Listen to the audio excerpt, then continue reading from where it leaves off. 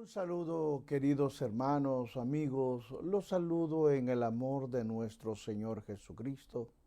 Este es el programa, el Ministerio El Gozo de Jehová, que semana a semana traemos una clase para edificar el pueblo de Dios.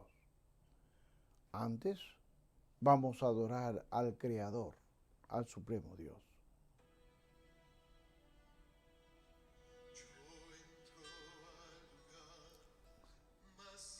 Sí, Señor.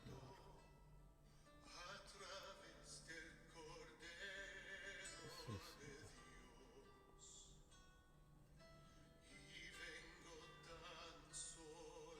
Bendito Dios, Señor. Sí, Señor. Sí, Señor. Bendito Dios, Señor.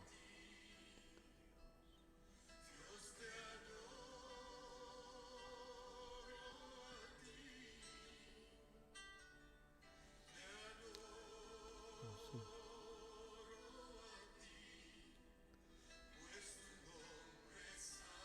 Sí, Señor, es santo. Santo Dios, santo, santo, santo Dios. Bendito Dios, Señor. Bendito Señor, santo.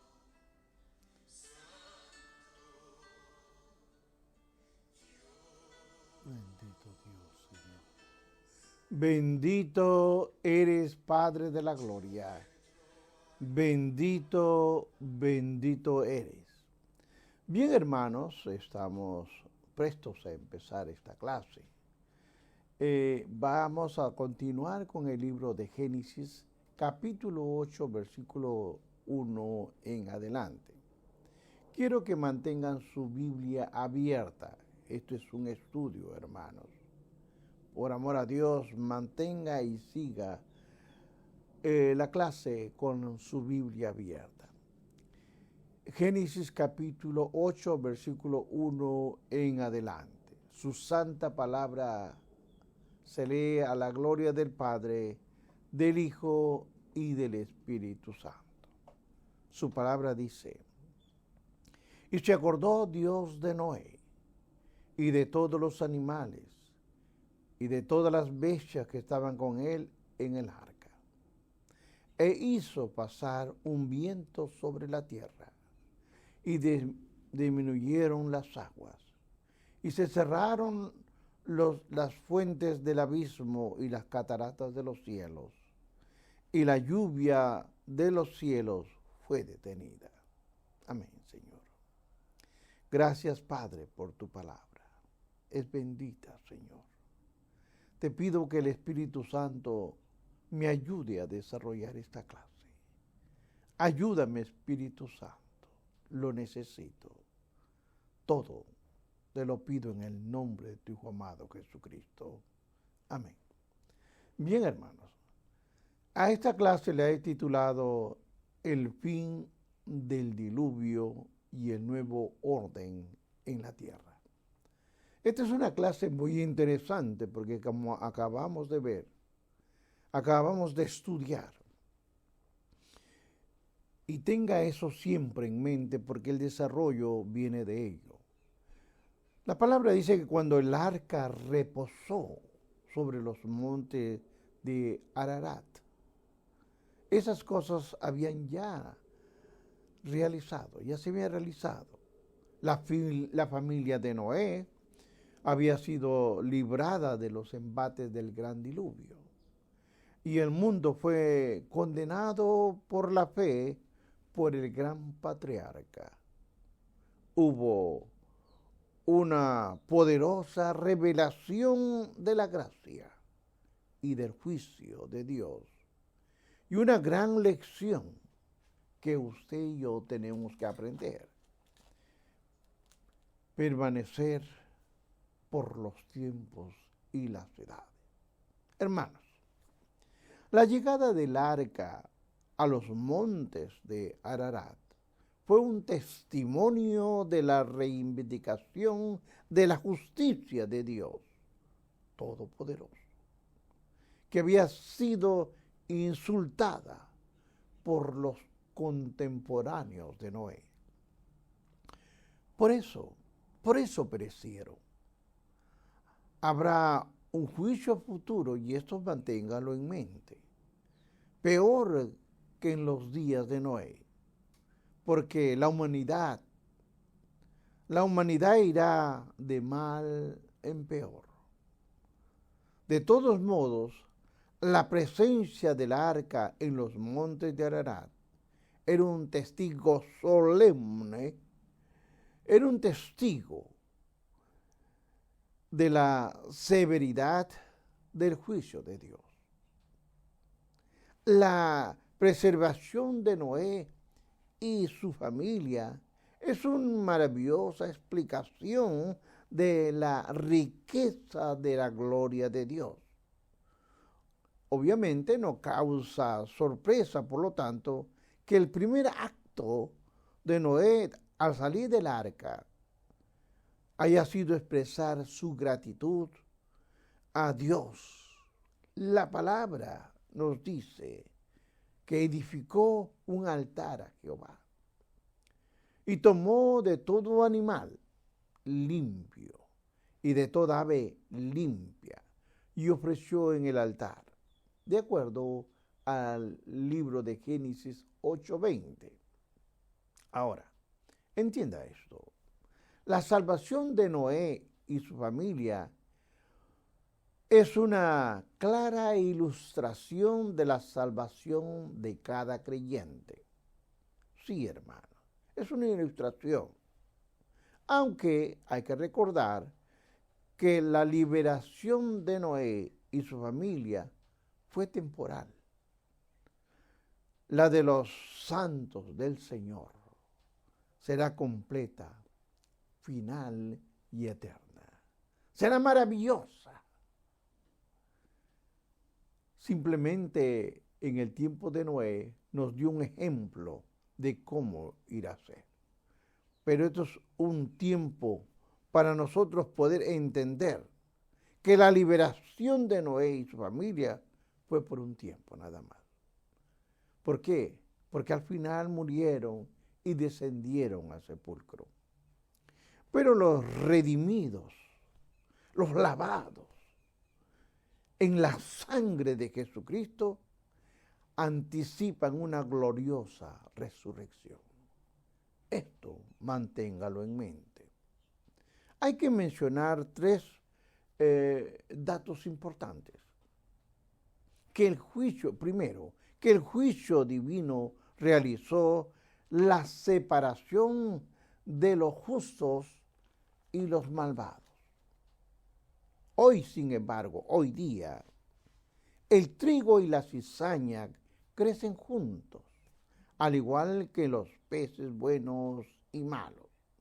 Pero habrá una separación final de los tiempos. Se va a separar.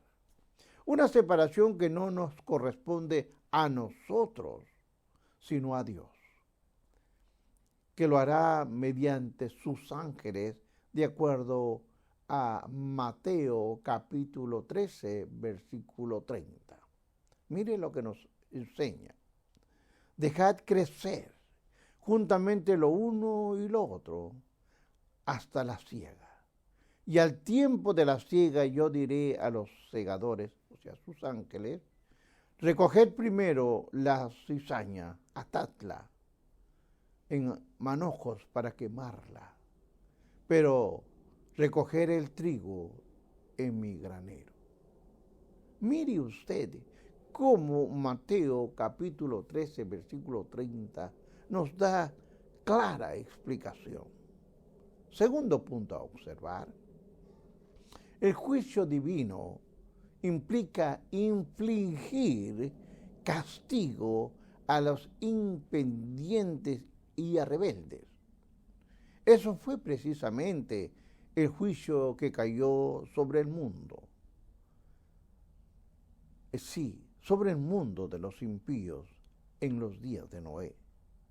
El diluvio vino con el propósito específico de castigar a los antidiluvianos. ¿Por qué? Por su maldad, por su corrupción y por su rebeldía. Esa es también la razón del juicio del fuego postrero, que nos habla 2 de Pedro, capítulo 3, versículo 7. Y nos dice que el juicio de los días de Noé es una advertencia acerca del juicio venidero. Será terrible, será espantoso. Escape usted de ese juicio venidero. No va a ser con agua, va a ser con fuego. Tenga cuidado.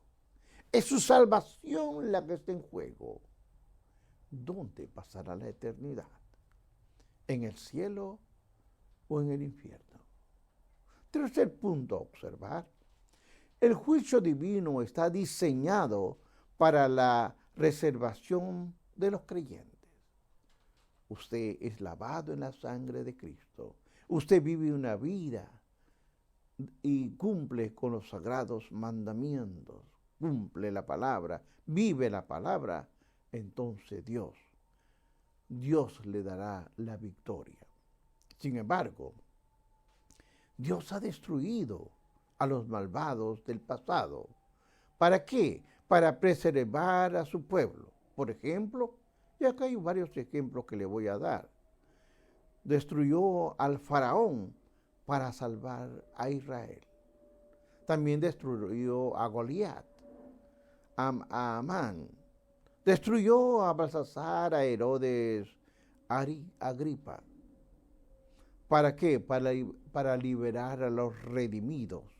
Lo mismo ocurrió con Noé. La destrucción de los inicuos antidiluvianos era necesaria para cuidar a su remanente escogido. Por Dios, tenía que haber liberación. Lo mismo va a ocurrir en los tiempos postreros, en los tiempos donde Dios librará a sus redimidos de las persecuciones satánicas que se levantará a cabo mediante aquel llamado el anticristo en los últimos tiempos. Sin embargo, sigamos viendo cómo ahora van a disminuir el agua. Va a ver que el diluvio acabó y ahora va a descender el arca en el monte de Ararat. Sigamos viendo la Biblia y dice: y se acordó Dios de Noé y de todos los animales y de todas las bestias que estaban con él en el arca. E hizo pasar Dios un viento sobre la tierra y disminuyeron las aguas. Acá es importante notar palabras por palabra, porque la mortandad ocurrida a raíz del diluvio fue enorme, enorme.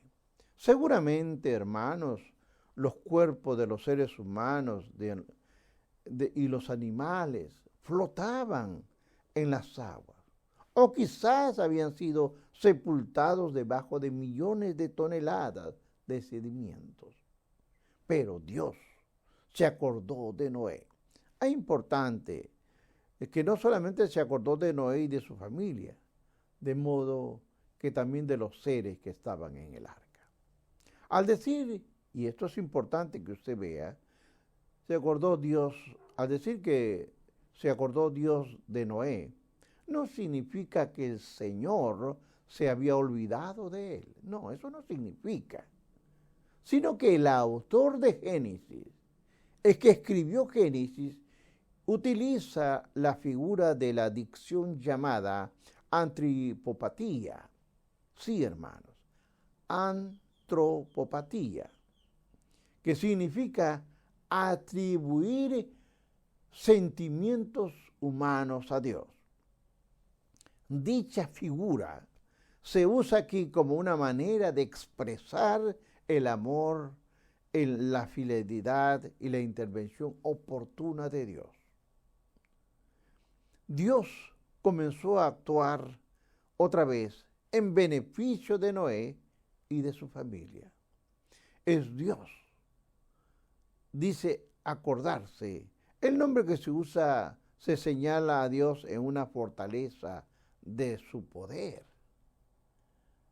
Es lo que dice cuando se está hablando de esto, antropopatía, que está hablando de una forma figurada, donde dice que recordó. No, está hablando de su poder, de su fortaleza, tal como es adecuado puesto por los animales que están vistas por Elohim. Es Dios creador, sustentador de toda la creación. Y la inclusión de los animales, esto apunta al cuidado y a la preocupación de Dios por toda su creación. Ahora, entendamos esto. Y esto es importante, estos detalles que usted lo vaya aprendiendo. Probablemente el viento que Dios hizo pasar sobre la tierra no sea una referencia del Espíritu Santo. No. Aunque el vocablo hebreo, escuche bien, aunque el vocablo hebreo también podría traducirse como espíritu. Usted ve en Génesis capítulo 1, versículo 2. Sin embargo, parece más sensato traducirlo aquí como viento, como lo hacen la mayoría de ¿qué? De las versiones. Ahora, aunque la presencia de vientos fuertes, al parecer, no eran característicos del mundo antediluviano, los drásticos cambios atmosféricos dieron lugar a ese fenómeno. Y nos habla el libro de los Salmos, el libro capítulo 104 del 6 al 9. El texto declara que Elohim hizo pasar un viento sobre la tierra y disminuyeron las aguas. Y aquel Dios todopoderoso que causó el diluvio es el mismo que ahora va a hacer disminuir las aguas. De todos modos, hermanos, como puede observarse, Dios tiene la absoluta soberanía, tanto en el comienzo como en la culminación del diluvio. E hizo que las aguas que cubrían toda la tierra, también las mismas, disminuyeran al final del juicio del diluvio. Sigamos estudiando la Biblia. Veamos 8.2, que nos habla. Dice, y se cerraron las fuentes del abismo, entiéndalo bien, y las cataratas de los cielos, y la lluvia de los cielos fue detenida, y las aguas decrecían, o sea, disminuían gradualmente sobre la tierra, y se retiraron las aguas al cabo de 150 días. Tenga en mente estos datos que doy. Estos versículos, especialmente el 8.2 y el 8.3, explican lo que ocurrió. Dios, en su misericordia, cerró las fuentes del abismo, que habían sido rotas al comienzo del diluvio. Pero además, Dios hizo cesar la lluvia que descendía del cielo. El Señor puso fin a la catástrofe descrita en la primera parte del capítulo 7. Ahora entienda. Según lo que estamos viendo ahora, en el capítulo 8.3, se dice que se retiraron las aguas al cabo de 150 días. Ahora, es probable que sugiere Herbert, maestro, que los 150 días incluyen los 40 días de lluvia mencionado en el capítulo 7.12. Ahora veamos el 8, 4 y 5. Vamos avanzando. Y dice, y reposó el arca en el mes séptimo, a los 17 días del mes, sobre los montes de Ararat, y las aguas fueron decreciendo, o sea, bajando, hasta el mes décimo. Se descubrieron ahora la cima de los montes. Acá hay palabras que hay que entenderlas, porque si usted no la entiende, no lo va a comprender. La frase, y reposó el arca en el mes séptimo, señala el hecho de que hubo exactamente 5 meses desde el comienzo del diluvio, que nos habla Génesis capítulo 7 y Génesis capítulo 8, 3 y 4. Como señala 8.3, las aguas crecieron gradualmente sobre la tierra, es decir, fue necesario que las aguas regresasen a sus sitios normales. Ya las aguas van a volver. Tanto las del firmamento como las fuentes del abismo, y eso ocurrió todo en los 150 días, de acuerdo a lo que nos explica Génesis capítulo 8.3. Cuando observamos Génesis 8.4, dice que el arca reposó sobre los montes de Ararat. Esto es un importante detalle. En su uso bíblico, Ararat también se refiere a un país o a un reino, de acuerdo al libro Segundo de Reyes, capítulo 19, 37, o al libro de Isaías, capítulo 37, 38. O sea, capítulo de Isaías, capítulo 37, versículo 38. Ahora, hermanos, no sabemos realmente con exactitud si el arca reposó sobre el Ararat moderno, que tiene 5.230 metros de altura y permanece cubierto de nieve y de hielo. Realmente nosotros no lo sabemos y no lo vamos a inventar. Todo el año hay nieve y hielo. Ahí se ha descubierto inclusive una viga labrada, posible reliquia del arca. Según algunos, muchas expediciones se han organizado para buscar más maderas, vestigios, que se cree que está en Ararat, que es el magnífico pico de montaña llamada Masis o Masis, con S o con C. Ahora, ¿dónde está? En Armenia. Hermanos, fue un acto de providencia divina que el arca reposara ahí y fuese protegida de esta manera. Evidentemente, hermanos, el arca reposó con la parte plana de la nave sobre la cordillera de Ararat. Ni el arca ni los tripulantes sufrieron daño alguno. Ahora, a mí en lo particular llama la atención, y esto es algo importante que a veces me pregunto, desde las perspectivas de la dispersión de las naciones sobre la faz de la tierra. Cuando veo el resumen, el lugar donde reposó el arca era el lugar ideal para el acceso a las diferentes regiones que la tierra y para designación de las descendientes de Noé, encargados de repoblar la tierra. Era un lugar ideal. Habían para irse para cualquier región. La providencia de Dios, hermanos, no omite ningún detalle que contribuya a la ejecución de su plan. Dios escogió a Noé. ¿Para qué? Para realizar un nuevo comienzo de la civilización humana. Y escogió a Sem. Oiga, apunta bien.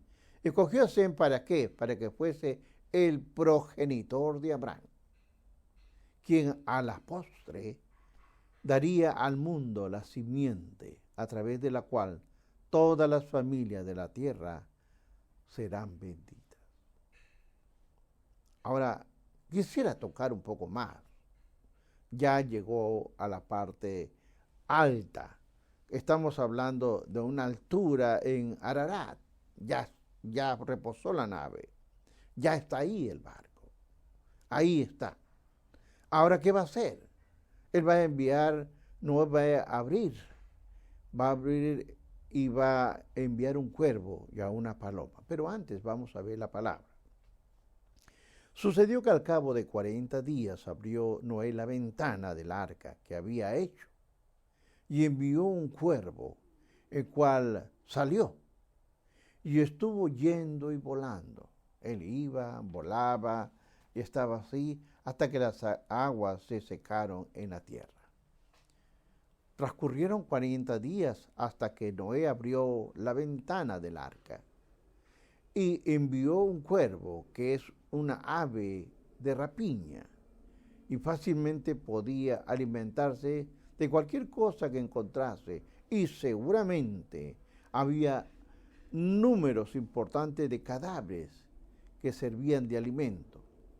Puede señalarse, hermanos, sin exagerar, que debido a que el cuervo es un animal inmundo, solo había un par de ellos en el arca y debían de sobrevivir para reproducirse posteriormente. Ahora, hay otra cosa importante. El texto de nuestra Biblia dice que el cuervo estuvo yendo y volviendo, iba y venía, hasta que las aguas se secaron en la tierra. Esto realmente significa que el cuervo no fue recibido de nuevo en el arca y se alimentaba de lo que encontraba. Se aprovechó de toda carroña hasta que las aguas se secaron y ya no regresó más al arca. Eso anótelo bien. El uso de las diferentes aves señala la gran capacidad de Noé frente a la situación que confrontaba y que conocía la naturaleza de los animales. La paloma prefiere los valles y no habitaba en los montes. Cuando la paloma regresó a Noé, sabía que los terrenos llanos estaban inundados todavía, de acuerdo al libro de Génesis 8:9. 7 días, oiga bien, 7 días después la paloma fue enviada. Se sacó, se envió y esta vez regresó con una hoja de olivo en el pico. Y puesto que el olivo crece en el llano, eso enfaticaba que las aguas ya habían bajado lo suficiente cuando la paloma ya no volvió al cabo de otros 7 días. Ahora, Noé. Sí, hermano, Noé comprendió que la tierra estaba en condiciones de ser habitada, de acuerdo a Génesis capítulo 8, versículos del 10 al 12. Dios había cumplido su promesa. La humanidad inicua había desaparecido y Noé, el justo, y su familia habían sido preservadas en el arca. Así usted también puede ser preservado si viene a los caminos del Señor. Nunca es tarde. No diga que su pecado es grande. La sangre de Cristo lo limpia. Busque la presencia de Dios. Los tiempos terminan y ya no hay salvación después de esto. Escape por su salvación. Escape, hermanos. Bendiciones.